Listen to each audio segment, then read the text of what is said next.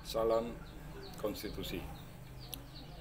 Pada edisi kali ini saya akan memberikan input kepada semua kandidat calon presiden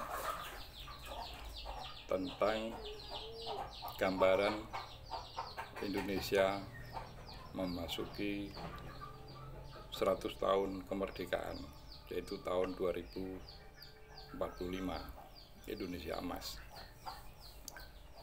Sementara komposisi penduduk kita saat ini dilihat dari kategori pendidikan yang SMA ke bawah sampai belum sekolah itu jumlahnya persentasenya sekitar 90%. Artinya kalau tahun 2045 itu kita memperoleh bonus demografi di mana usia produktif itu melebihi usia non produktif, maka gambarannya bisa kita lihat ke depan mulai dari situasi saat ini. 90% masih berpendidikan menengah. Itu pun kalau ditinjau lebih dalam lagi yang mayoritas adalah pendidikan dasar. Artinya situasi seperti ini membutuhkan support habis-habisan di dunia pendidikan, yang itu perlu juga support nutrisi otak agar generasi kita kelak akan menjadi generasi yang unggul. Nah, kalau kita sudah bisa melihat komposisi penduduk kita saat ini yang mayoritas masih berpendidikan menengah dan rendah atau dasar ya, maka mau tidak mau kita harus berfokus pada generasi ini, karena yang saat ini di sekolah dasar mulai dari usia 7 sampai 13 tahun kelak akan berusia 29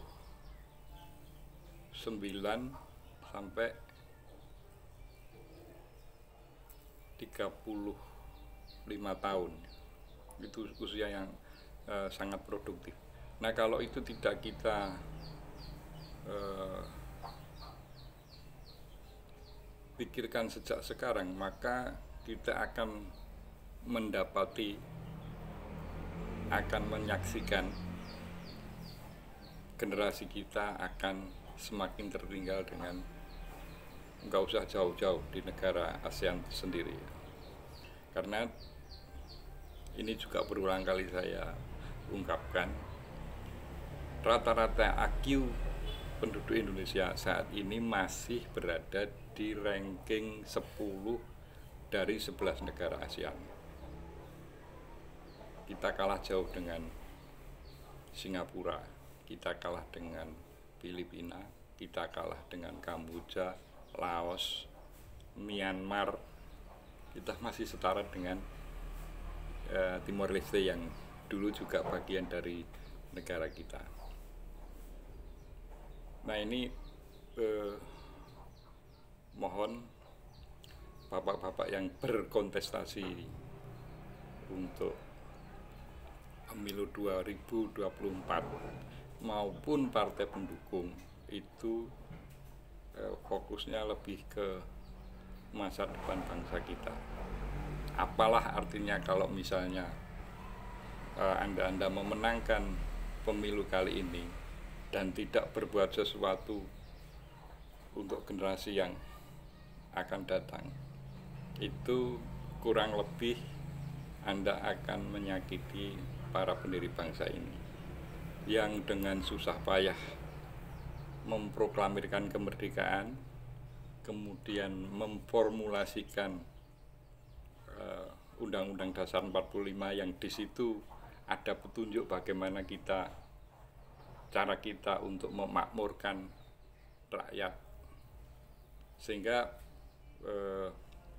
kalau tujuan kita adalah meningkatkan nutrisi otak, maka menjadi tanggung jawab negara untuk meningkatkan taraf hidup rakyat. Pasal 27, pasal 33, pasal 34 saya kira relevan untuk tujuan tersebut ya. Jadi sekali lagi, saya sebagai rakyat yang membayar pajak, sekaligus saya sebagai ketua partai Buzzer Konstitusi tidak bosan-bosan mengingatkan kepada semua pihak di negeri ini untuk kembali pada Undang-Undang Dasar 1945